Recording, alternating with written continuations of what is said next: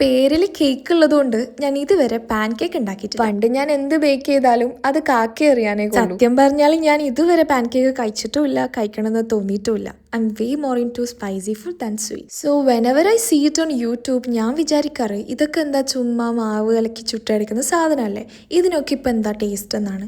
അങ്ങനെ ആ ഒരു ക്യൂരിയോസിറ്റിൻ്റെ പുറത്താണ് ഇന്ന് ഞാൻ പാൻ കേക്ക് ഉണ്ടാക്കാൻ വേണ്ടിയിട്ട് ഇറങ്ങിയിട്ടുള്ളത്. ഈ ഒരു സ്റ്റെപ്പ് തികച്ചും ഓപ്ഷണലാണ്. ഞാൻ ആദ്യം എടുത്ത ബൗൾ ഇച്ചിരി അധികം വലുതായതുകൊണ്ടാണ് ഞാൻ രണ്ടാമത്തതിലേക്ക് മാറ്റിയത്. സോ ആദ്യം ഞാനൊരു ബനാന എടുത്തിട്ട് നന്നായിട്ട് സ്മാഷ് ചെയ്തു. അതിലേക്ക് എഗ്ഗ്, മൈദ, മിൽക്ക്, ബേക്കിംഗ് പൗഡർ ഒക്കെ ഇട്ട് നന്നായിട്ട് മിക്സ് ചെയ്യാം. ഇൻഗ്രീഡിയൻസും മെഷർമെന്റ്സും ഒക്കെ ഞാൻ താഴെ ഡിസ്ക്രിപ്ഷനിൽ കൊടുത്തേക്കാം. ഇനി നിങ്ങൾക്ക് ചോക്ലേറ്റിന്റെ ഫ്ലേവർ ആണ് വേണ്ടതെങ്കിൽ കുറച്ച് കൊക്കോ പൗഡർ കൂടെ ആഡ് ചെയ്ത് കൊടുത്താൽ മതി. ഞാനിവിടെ രണ്ടും ഉണ്ടാക്കി നോക്കുന്നുണ്ട്. പിന്നെ വാനില എസൻസ് കൂടെ ചേർത്തേക്കണേ. ഞാൻ കണ്ട വീഡിയോയിൽ അത് ചേർക്കാത്തത് കൊണ്ടാണ് എനിക്കത് വിട്ടുപോയത്. ഞാനാണെങ്കിൽ ഈ പരീക്ഷണത്തിന് മുതിരുന്നത് ഉമ്മ ഇല്ലാത്ത സമയം നോക്കിയിട്ടാണ്. സോ കുറച്ച് സാധനങ്ങൾ എവിടെയാന്ന് പോലും എനിക്കറിയില്ലായിരുന്നു. ഞാൻ പരതി തപ്പി പിടിച്ചൊക്കെയാണ് ഇത് ചെയ്തത്. അങ്ങനെ നമുക്ക് പാൻ കേക്കിന്റെ കാര്യത്തിലോട്ട് വരാം. ആ വാനില എസൻസ് മിസ് ചെയ്തതിന്റെ ഒരു ചെറിയ വിഷമം എനിക്കുണ്ട്. അതില്ലാത്തതുകൊണ്ട് എഗ്ഗിന്റെ ഒരു ചെറിയ ടേസ്റ്റ് അറിയുന്നുണ്ടായിരുന്നു. അതെനിക്ക് അത്ര ഓക്കെ അല്ല.